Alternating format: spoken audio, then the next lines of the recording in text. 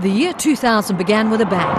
Crowds cheering in Washington as the clocks hit midnight. The torch is passed to a new century. Y2K New Year's went very smoothly. Bill Clinton finished his last year in the White House, continued pushing the peace process. The President of the United States. In his final State of the Union address to Congress, President Clinton insisted We should be and we must be peacemakers. Clinton pushed for a breakthrough with Israeli and Palestinian leaders without success. Clinton's deputy, Al Gore, took on Republican George W. Bush for the 2000 White House race. A political dispute over Florida's paper ballots went all the way to the U.S. Supreme Court, and by a mere 537 ballots, George W. Bush became the nation's 43rd president. That I will faithfully execute the office of President of the United States. That I will faithfully execute the office of President of the United States. Document I'll sign as 8 months into his term, the world changed.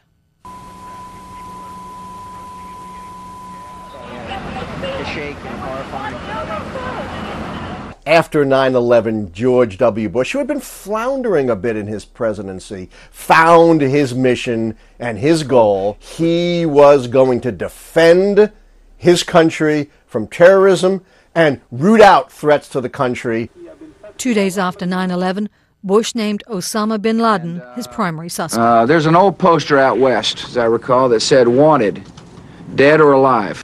Under the umbrella of the global war on terrorism, President Bush expanded a doctrine of preemptive military action into Afghanistan, and by 2003, that also included Iraq. American and coalition forces are in the early stages of military operations to disarm Iraq, to free its people, and to defend the world from grave danger. A quick military victory was declared, but the military successes did not point to political success. Once you become a commander-in-chief as president, you're going to be judged by history of, did you achieve your objectives? Did Mr. Bush win his wars of choice? Did we win Afghanistan? Did we win Iraq?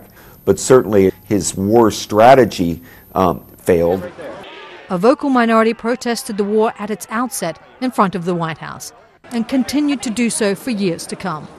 President Bush's problems were compounded when the country's fifth deadliest storm, Hurricane Katrina, landed in Louisiana on August 29, 2005. Seemingly aloof to the suffering, the president's first glimpse of the disaster came through the windows of Air Force One. You've got to perform when the eyes of the public are upon you. He had to perform in Katrina because it was such open public tragedy, and he didn't. Democrat Barack Obama swayed public opinion with his promise of change in the presidential race of 2008, making it an impossible race to win for Arizona Republican Senator John McCain. The very election of Barack Obama to being president is one of the great moments in American history. It's transformative because it shows that we have put racism on the run, even if it's not licked. Congratulations, Mr. President. From the very first moments of Barack Obama's presidency, the nation's 44th, he pledged his actions would be ambitious. Starting today, we must pick ourselves up, dust ourselves off, and begin again the work of remaking America. But ticking off items on the presidential to-do list has not been easy.